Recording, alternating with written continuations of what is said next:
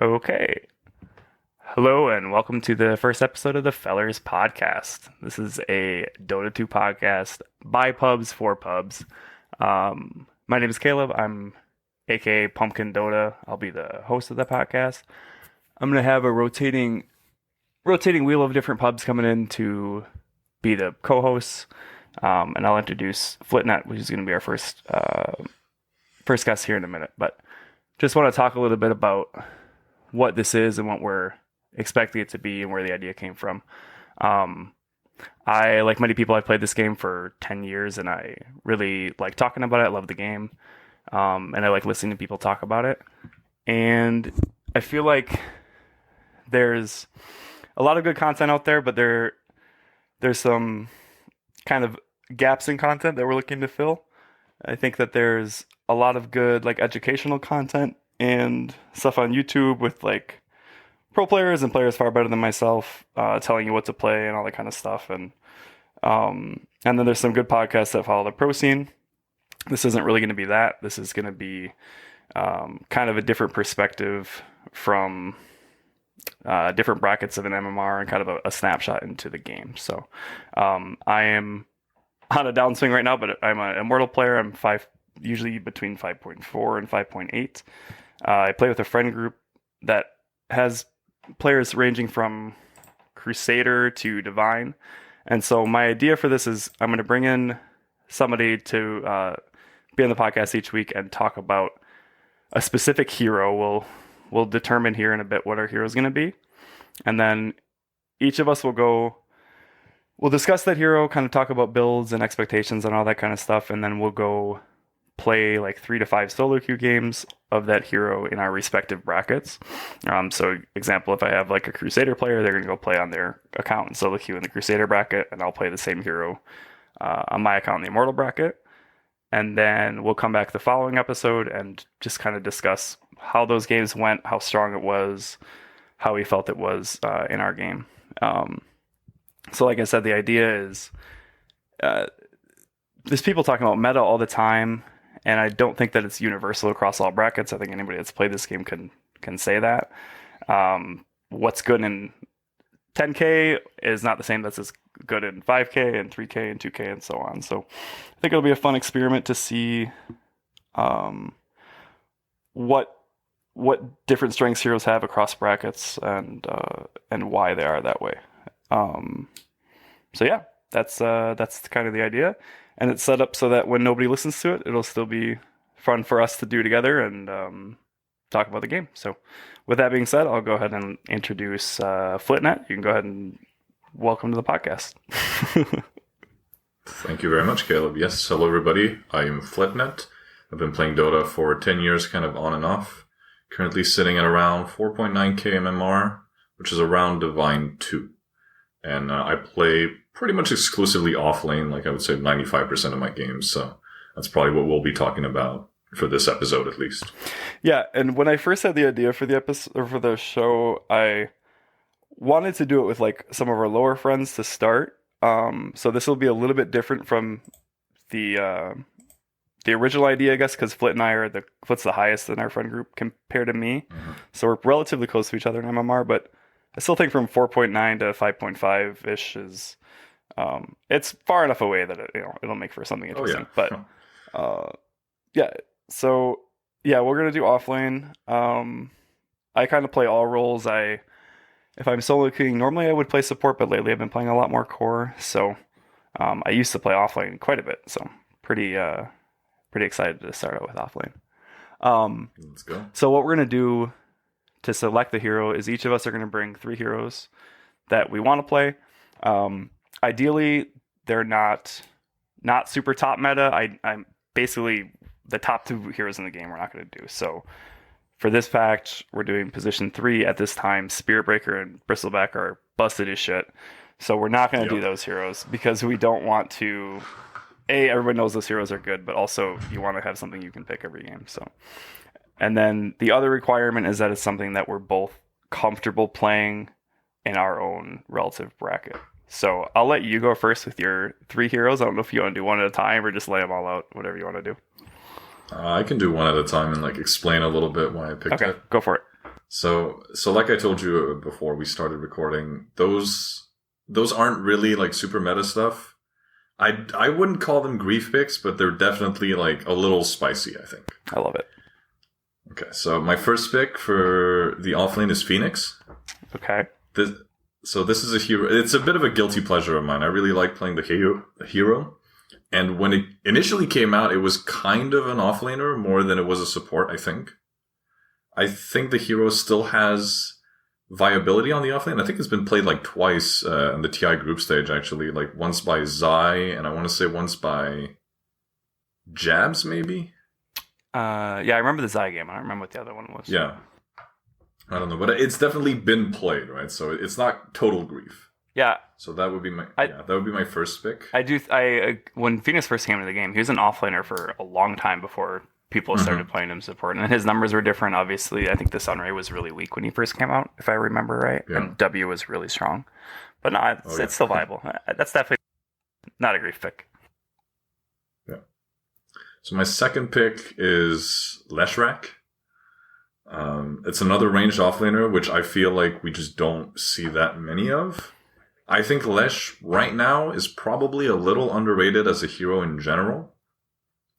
I'm honestly like a little surprised that we don't see him more. I guess he doesn't fit into the blade mail hard meta, but he's arguably similar to Bristleback, like in the sense that he has like a lot of spell life steal, he has a lot of damage. So I've played him 3 a little bit before, and I think he can work, but it's a bit of a gamble pick, I think. Can you recall, has there ever been a time where Lesh 3 was like meta? I know it's been picked here and there, but I'm trying to remember if there was ever a patch where it was. I feel like every time Lesh is strong, they just play it mid. Yeah, I don't think I've ever really seen Lesh 3 being meta. Okay. Yeah, there's been patches where he's been absolutely bonkers as a mid hero, but 3, I don't think that's happened yet. What did he get changed from the last? Because he was super strong for a while when Quinn was spamming it. Did it just get damage on E nerfed, and then all the other shit that turned it into a blade mail heart mana? Because I think you're right. I think that's why it's not popular, is you have all these tanky mids and shit. Yeah, I think maybe his ulti got nerfed as well. Like maybe something with mana costs. I'm not sure. Okay. All right. Okay. And my last pick is a hero that I've actually never played in a pub before. Is Marcy. Oh, let's go. Yeah, so this hero was pretty popular when she became like universal, and she got like a couple of small buffs, and then she was kind of like busted for a little bit. I think like last patch or 2 patches ago, with like people like rushing Ags and just dominating team fights with her. So it's not something that I got to experience, and I'd kind of like to try her out on the offlane, see how she feels, and if she's like any good at all, or if she's just like a straight up grief pick. So I've played a little bit of Marcy 1 this patch, and it's felt pretty good depending on the game. Yeah. What would the build be on offlane right now, do you think? So I've talked to this with Brinson, who's another member of the Fellers cast, if you will. And we kind of settled on 2 possible builds. My first one would be Blade Mail into Blink Dagger, because Blade Mail right now is absolutely, like busted. Yeah. It's kind of a must-have item. And then a Blink Dagger so you can start fights. And then you have the Blade Mail and you sit there and people are reluctant to fight you, but you're wreaking havoc with your spells. So that was my first idea, and then maybe after that you go into like a hard or a BKB or whatever it is you need. And my second idea was just to straight up like rush an Ags and like see how it feels.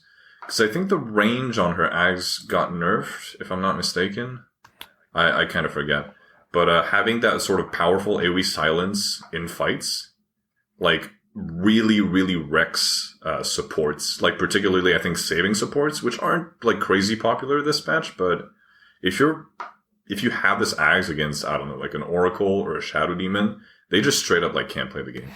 Because they're just constantly silenced. Like they can't dispel themselves. They can't save their cores who are also getting silenced. It's pretty nasty. I'm not gonna lie. Yeah, I think I like the Ags because it's if you're going 3, you're obviously not gonna just go raw damage. I don't think. Oh no.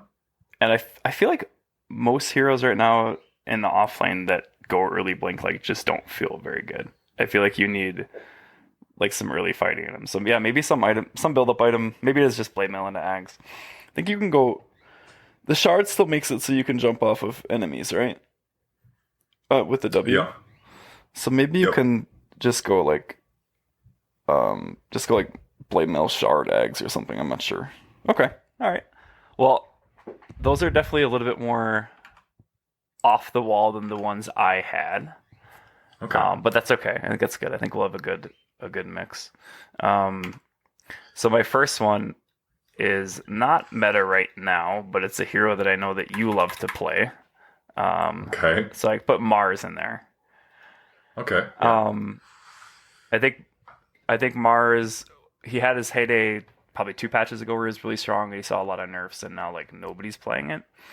But in my games, I still feel like when I see Mars, it does well. From your perspective, because I know you play the hero a lot, is it just not played very now because the numbers got nerfed, or is it because he doesn't want to build Blade Mail Heart?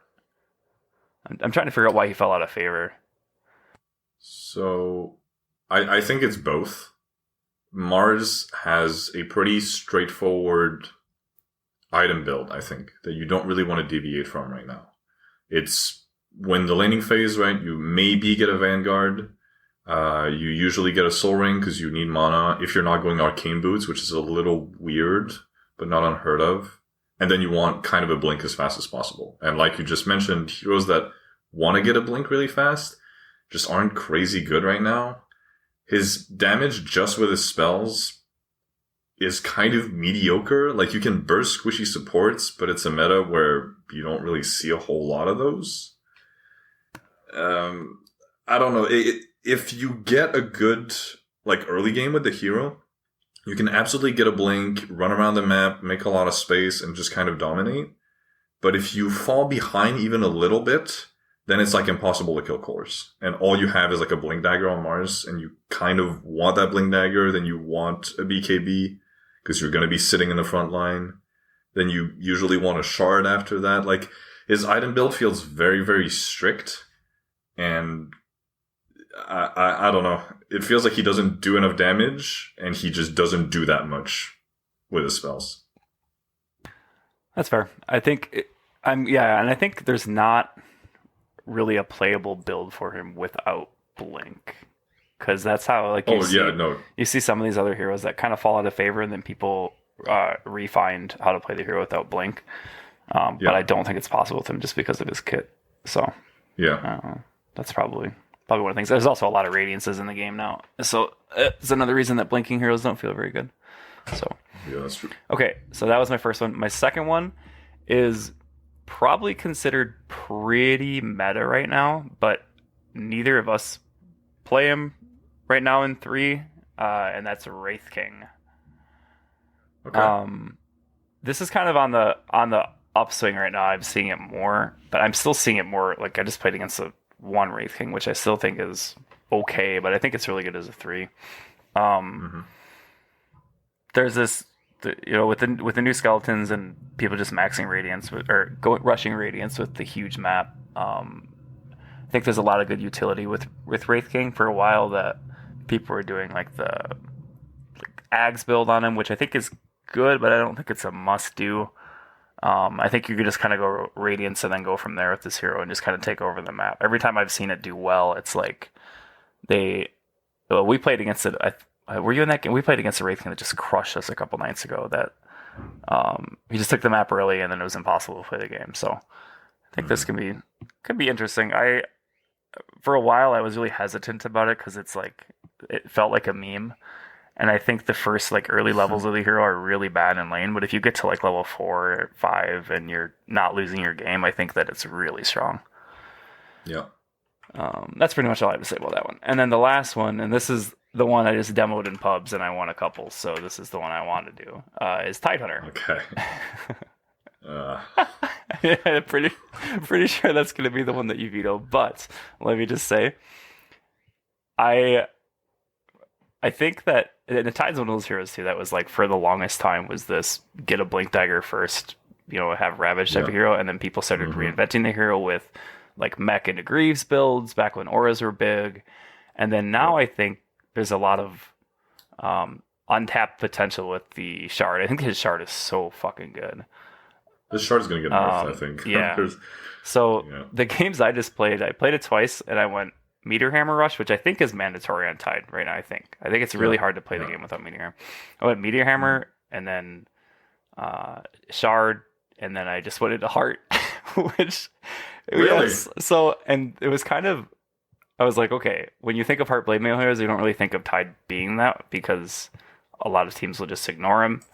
But I think if your game's going really well, you can just go Heart after Blade Mail and just be in front of people. And especially if you go, so one game I went Arcane Boots because I really needed mana, and then the second game I went just Soul Ring and went Phase Boots. But if you have Phase and and your game's going really well and you get a Heart like pre 25 minutes, your E hits really hard and you can just sit in front of towers and they have to address you. Like it's not like old Tide where they can literally just ignore you. And I think that's it's like leftover from how people used to view the hero. Like why the fuck would you go hard on this hero because you just want to blink in and ravage and then people are going to ignore you? But I actually think that Heartblade Mail might be okay, which sounds so filthy, but I just played it once and it felt good, so I put it on my list. Oh my god. Okay, so we both provided 3 heroes. Our rules are that we each get to veto one of the 3 than the other person. So again, Flit's heroes were Phoenix, Leshrac, and Marcy, and then mine were Mars, Wraith King, and Tidehunter. Do you know which one you would like to veto? Oh yeah, I do. Go ahead. I'm gonna veto Mars, actually. Nice. Good. That's the one I at least wanted to play. Yeah, because I like a good Mars. I'm honestly like pretty comfy on the hero. I just feel like right now he does nothing. And yeah, I like as much as I'd like to play him, I don't want to lose like my games automatically. So I like how you say that, but you picked fucking Leshrac and Marcy. I can make those work more than a Mars, dude. That's coming from a Mars. Listen, the fact that Collapse has picked Magnus at TI and not Mars, I think says something about the hero. Right? I really put him in because I was like, I want to figure out for myself why this hero sucks because I haven't played it in a while. Oh, you can play him if you want, but okay, and I'm gonna veto Leshrac just because I don't play that hero very well. Yeah, that's fair. I think he's maybe the most grief pick out of the 3 that I picked. Okay, so that leaves us with Phoenix, Marcy, Wraith King, and Tidehunter. What I'm going to do is assign them each a number in that order. So Phoenix will be 1, Marcy 2, Wraith King 3, and Tidehunter 4. And I'm going to go in a random number generator. I'm going to click it twice because that's what people do apparently when you do a random number generator. And then that'll decide a hero. So we got number 4, which is Tidehunter, and I didn't rig it. I swear to God I didn't rig it. No, I believe you. That's probably the one that I least wanted to play out of those 4. No.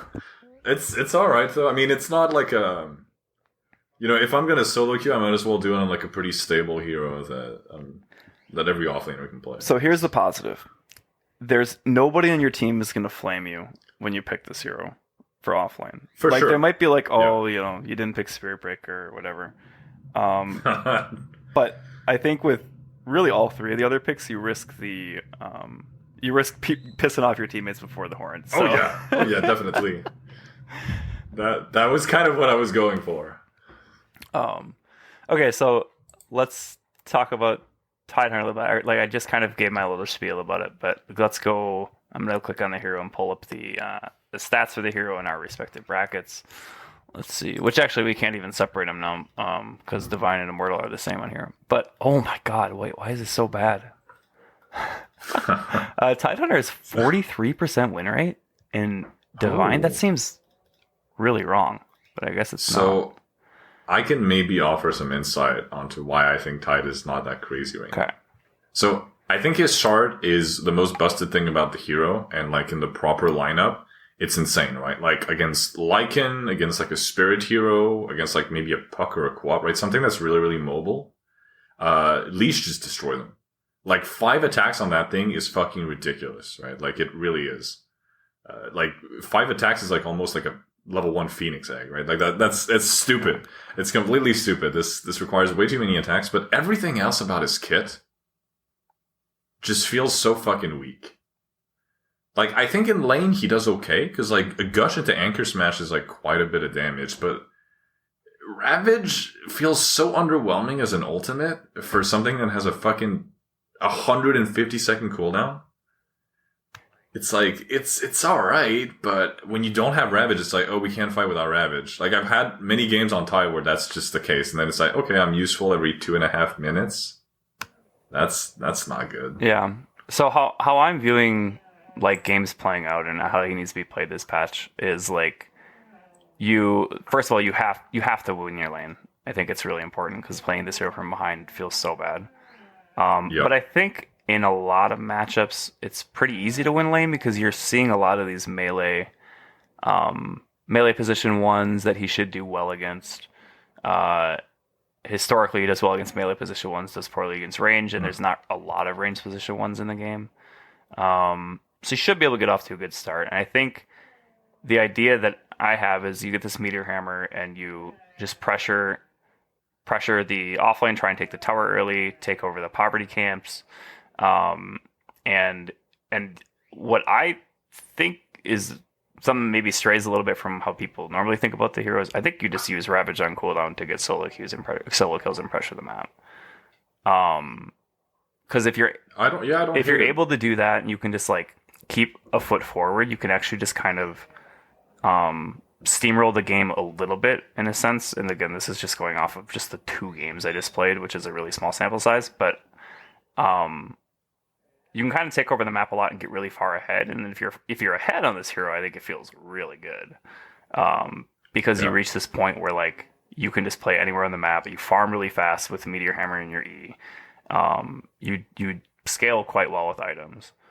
I think a lot of the percentage is still people like seeing this as an aura hero that's a walking Ravage, and I think it needs to be played otherwise. Kind of like when people reinvented Enigma too. Like Enigma for a while was, and obviously Enigma sucks right now. It's not a great example, but for a while Enigma was really bad, and then people were like, well, wait a second, we can just build around Eidolons and pressure the map and take buildings and like just use black hole as a threat rather than having to play everything around black hole. So, but I definitely didn't realize that it was that low of a win rate. That's like one of the lowest in the game. I think Tide fits maybe best into like forgive me for using the term, but deathball lineup. Because I remember seeing like 2 games at TI, and I'm using TI here because that's kind of the closest example we have to the pro meta. I remember 2 games at TI. One was with Game In Gladiators, who picked it for Ace, and they just absolutely demolished the game. I think they took like a lane of racks at like 20 minutes, and it was GG in like 30 minutes. And that was Game In's whole thing at TI, right? Was just absolutely crushing everybody with just a steamrolling lineup. And the other game that I remember seeing, I believe, was Liquid. I don't know if it was Liquid against... I want to say if it was against Spirit. And so they had Zai play the Tidehunter, and it felt kind of underwhelming. Like, he would do fine with the Ravage in, like, earlier fights, but I feel like past 30 minutes, it was like, oh, you Ravage, you anchor one guy, and that's it, you're kind of done. And then everybody started, like, ignoring him, because he just didn't have any impact. So yeah, I'm trying to pull up now and see games from TI and see how much he was played. Yeah. So that's what I remember. And so I look at like Game In, who was kind of a specialist of just, okay, we'll take your whole map and we'll win in like 30 minutes flat, which is really not the case in the current meta. That games tend to go very, very long and people play for late game. So I think Tidehunter in those particular moments can really shine through. And like the meme hammer kind of feeds into that. So, okay, I'll do a counterexample. So people have played Tide Carry before, right? Like that was kind of a meme but like pretty viable build maybe a couple of years ago. Do you think with the meta right now of having almost like a second carry on the offlane, do you think you can build Tide as just a straight up carry with going like phase boots Vlads into Desolator and just right click people down? I don't know if you go hardcore like that. That was kind of the idea I had with going to Heart, where like it's not necessarily like you're getting crit and stuff, but you are building items around your your anchor smash and doing a shitload of damage with it and being in the face of people. So I think it's possible. I'm looking at Dota 2 Pro Tracker. I'm seeing a lot of Agnums. I like the Ags on this hero. Yeah. I'm seeing a lot of it. Like a lot. Pretty much everybody goes Meteor Hammer first, and it's kind of a split between like going Pipe, Blink, Lotus, or going Ags. I only see a couple hearts. Costabile just played it there. There's a handful of hearts. Yeah, I think you can go Vlad's into crit. Like I think that's possible.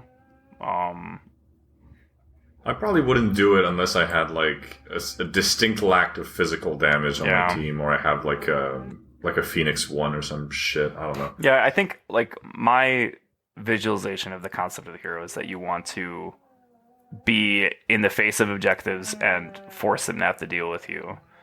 Which I guess you can make that argument that damage does that as well. Because once you get 20, you get the... Was it 20 or 15? That's the talent where your anchor smash affects buildings. I think it's 20. It's 20, I think. Because if you... I feel like you rarely get to that, though. Yeah. Because you, like you said, you kind of want a death ball anyway, so you want to be pressuring the map earlier. I don't hate the Ags. I might try the Ags. I think if you have 2 physical damage dealing cores aside you, then it's really good because you get like the AoE minus armor. Or if you need D-push... I might try X. We'll see. I'm definitely going Meteor Hammer first every game, though. I think that's mandatory.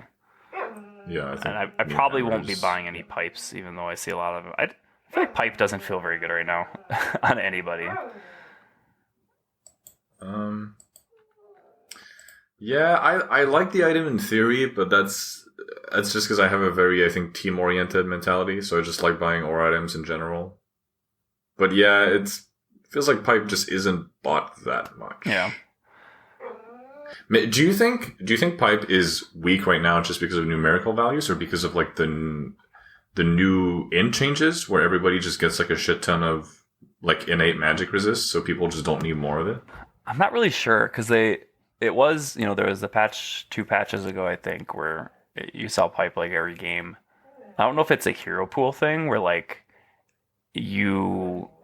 people are just building raw HP, so like a 200 or 300 damage barrier doesn't feel like it doesn't up your effective HP of your heroes that much, like percentage wise. I'm not sure. Or I think it's just like the alternative is better, right? Building blade mail and HP is just better. And if you're doing this, it feels like you're a step behind their offlaner.